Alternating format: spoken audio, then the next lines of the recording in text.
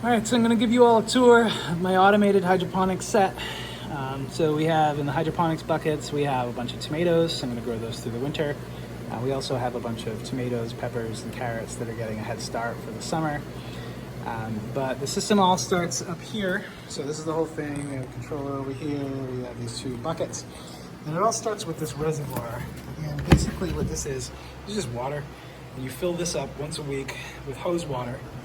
And what's going to happen is it just has a little tube coming on here. I have a lever here.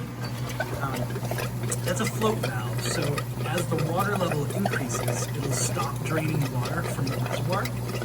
So right now it's not pulling in any water, but as the water level drops, it'll but I also have a knob here so that I can fill up the reservoir while I am draining the other system, the mixing tank and the rest of the water in all the buckets. This is just a tube that helps me. I hook up a hose to this, and I can use some siphon action to pull all the water out of this whole system and down the driveway. Inside the mixing tank, we have a lot going on. There's a nutrient sensor, a pH sensor, a temperature sensor over in the corner. We have two air stones here that are helping mitigate algae. This UV light, along with the dark container, I don't let any water see any full spectrum light, so that prevents some algae growth. And then there's this tube here, and it's using oxygen, or it's using the air pump to pull in water from that bucket over there. And as water gets pulled in from there, the water level drops in the buckets, and more water will pull in from the other side of the mixing tank here. So it's a circulating system. The water is going out that way and coming this way and getting pulled back into here via gravity and that air pump. So where the fun stuff happens though is up here.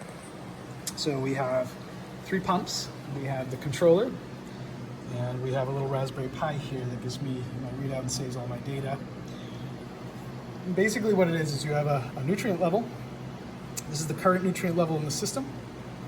This is the target nutrient level. I just raised this because the plants are growing up, getting older, they need more nutrients.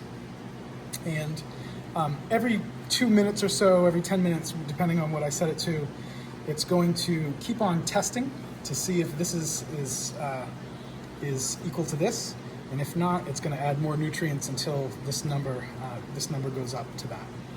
We have a temperature reading. If I had like water coolers or anything I can control, pumps go. I can control the temperature. I could have that, like if I was having a heat issue, I could automatically have like a water chiller or something like that, or vice versa. But that's a whole different thing. You have a pH level. pH level is fine right now, but over time, as the plants use more nutrients, depending on what part of the cycle they are, the pH will usually drop down, and then I have pH up that'll increase the pH to keep it at the right level. And so here I have pH up in that reservoir. I have in this one, this is Master Blend nutrients with Epsom salts.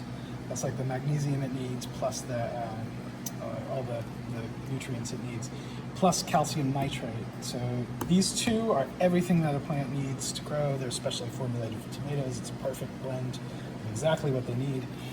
Over here, this is the Raspberry Pi, and it connects to the controller via Bluetooth. All my data goes to this thing.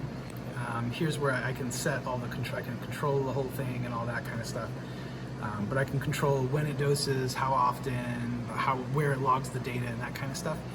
But this is also going to beam all of my data up to the cloud so that I can monitor how my nutrients and everything like that are doing from my smartphone. So now, from my house, or if I'm on vacation, I can always take a look and make sure that my nutrient levels, pH, and everything like that is doing okay in the hydroponic system. Still a mess. It was a lot of work getting this thing set up, but everything seems to be working, and all the plants seem to be pretty happy. We have a tomato over there at the end. It's just really loving life. But it's supposed to be a big deal to keep the environment really stable. for all the plants. I guess it's a big deal for them to have the right temperature or the right pH or the right nutrients. But it's also a really big deal to make sure that those levels are stable and not jumping all over the map. I guess that's an even bigger deal than making sure the actual levels are set. So that's the tour. I hope you thought it was cool. Take it easy.